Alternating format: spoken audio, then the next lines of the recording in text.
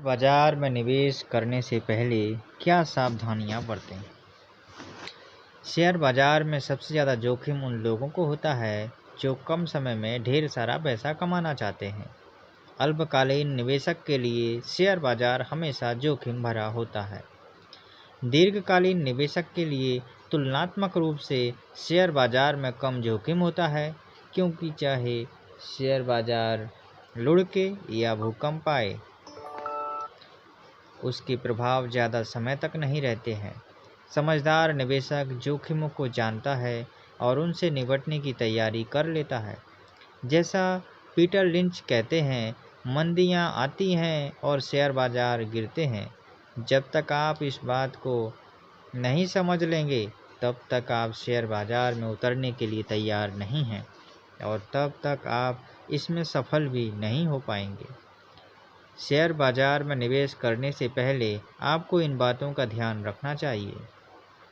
Number 1, अपने लक्ष्य स्पष्ट रखें। ऐसे लोगों की संख्या बहुत ज़्यादा होती है जो फटाफट अमीर बनने के चक्कर में शेयर बाजार में आते हैं और भी इस तरह की खबरें पढ़ते हैं या सुनते हैं कि अमुक कंपनी के शेयर के भाव एक महीने में दोगुने हो गए, और इसी तरह के विचारों की बदौलत वे शेयर बाजार में आते हैं। शेयर खरीदते समय ऐसे लोग अफवाहों या टिप्स पर भरोसा करते हैं और बाद में पछताते हैं। शेयर बाजार में उतरते समय आपके सामने एक स्पष्ट लक्ष्य होना चाहिए कि आप शेयर बाजार से क्या चाहते हैं। आमतौर पर आपका लक्ष्य यह होना चाहिए कि आप अपनी जमा पूंजी पर प्रति वर्ष 15% से 25% तक लाभ कमाना चाहते हैं। जाहिर है, अगर आपको पोस्ट ऑफिस में सिर्फ 11% ब्याज मिल रहा है, तो शेयर बाजार में एक साल में 20% लाभ मिलना पर्याप्त होना चाहिए। अफसोस की बात यह है कि लोग एक दिन में 20% लाभ कमाने का लक्ष्य रखते हैं। अपने लक्ष्य स्पष्ट और तर्कपूर्ण रखें। अगर आपके लक्ष्य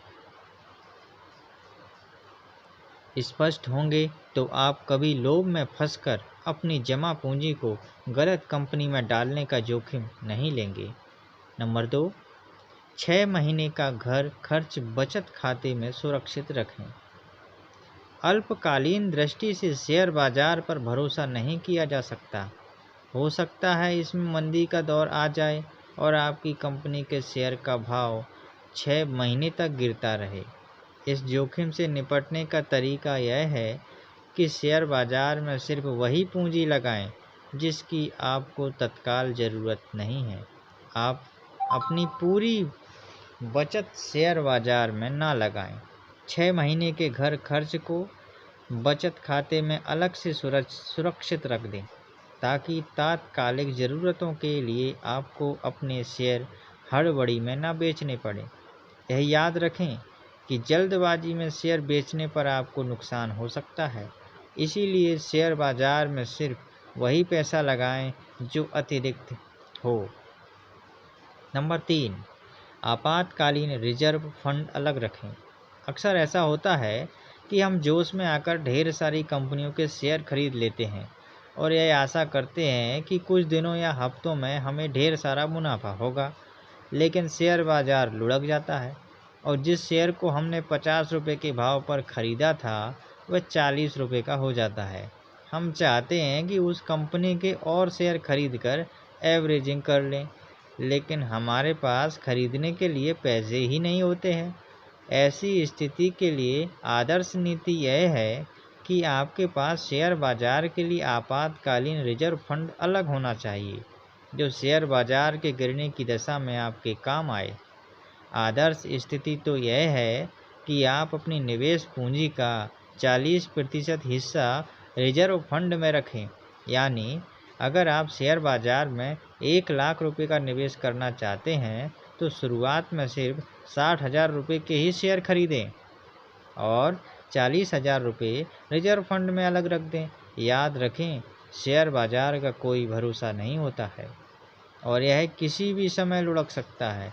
इसीलिए एवरेजिंग के स्वर्णिम नियम का लाभ उठाने के लिए रिजर्व फंड तैयार रखें। जैसा विख्यात निवेशक पीटर लिंच कहते हैं, जब किसी कंपनी का शेयर आकर्षक दिखता है तो आप उसे खरीद लेते हैं। निश्चित रूप से उसका भाव और भी गिर सकता है। मैंने $12 के भाव पर ऐसी कंपनियों के शेयर खरीदे हैं जो $2 तक नीचे गए, लेकिन बाद में वे $30 तक ऊपर भी गए। आप किसी तरह यह पता नहीं लगा सकते हैं कि कोई शेयर अपने न्यूनतम भाव पर कब पहुंच गया है। अगर आपके पास आपातकालीन रिजर्व फंड है तो 15-20% भाव गिरने पर अपनी कंपनी की एवरेजिंग कर लें। यानी अगर आपके किसी कंपनी का शेयर 50 रुपये में ख़रीदा था और किसी कारण उसका भाव 15% गिरकर 43 रुपये या 43 रुपये के आसपास आ जाए तो उस कंपनी के उतने ही शेयर दोबारा खरीद लें। बहरहाल एवरेजिंग तभी करें जब आपने कंपनी को सावधानी से चुना हो और आपको उसकी सफलता पर पूरा भरोसा हो। अफवाहों के आधार पर खरीदे गए शेयरों में एवरेजिंग करने से फ़ायदा नहीं बल्कि नुकसान होता है, क्योंकि आप उनमें अपना और पैसा फंसा लेंगे। एवरेजिंग का सिद्धांत सिर्फ अच्छी कंपनियों के क्षेत्र में ही कारगर होता है। यह भी ध्यान रखें कि एवरेजिंग दीर्घकालीन निवेश में लाभकारी होती है, जबकि अल्पकालीन निवेश में एवरेजिंग की बजाय स्टॉप लॉस ज़्यादा कारगर होता है। अब नंबर 4 है अपनी भावनाओं पर काबू रखें। शेयर बाजार में भावनाएं ही इंसान की सबसे बड़ी दुश्मन होती है, खास तौर पर लोभ और दहशत की भावनाएं।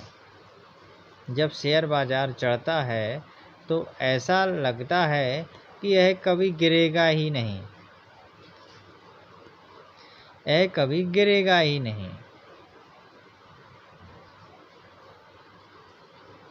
इसीलिए लोभ में आकर निवेशक महंगे दामों पर शेयर खरीद लेते हैं और बाद में पछताता है। इसी तरह जब शेयर बाजार गिरता है तो ऐसा लगता है जैसे यह कभी उठेगा ही नहीं। इसीलिए दहशत में आकर निवेशक अपने शेयर घाटे में बेच देता है और बाद में पछताता है। अक्सर हम अपने ही गलत निर्णयों के कारण नुकसान उठाते हैं और किस्मत को दोष देने लगते हैं। जैसा लॉ फॉन्टेन ने कहा है, हम हमेशा अच्छी बातों का श्रेय तो खुद ले लेते हैं, जबकि बुरी बातों का दोष किस्मत को देने लगते हैं। शेयर बाजार गिरते समय ज़्यादातर निवेशक अपने शेयर बेचकर बाजार से बाहर निकलना चाहते हैं, लेकिन समझदार और संयमी शेयर होल्डर जानता है कि गिरता बाजार शेयर खरीदने का सबसे अच्छा मौका होता है और बाजार गिरने से ना घबराएं। जब बाकी लोग दहशत में आकर ताबड़तोड़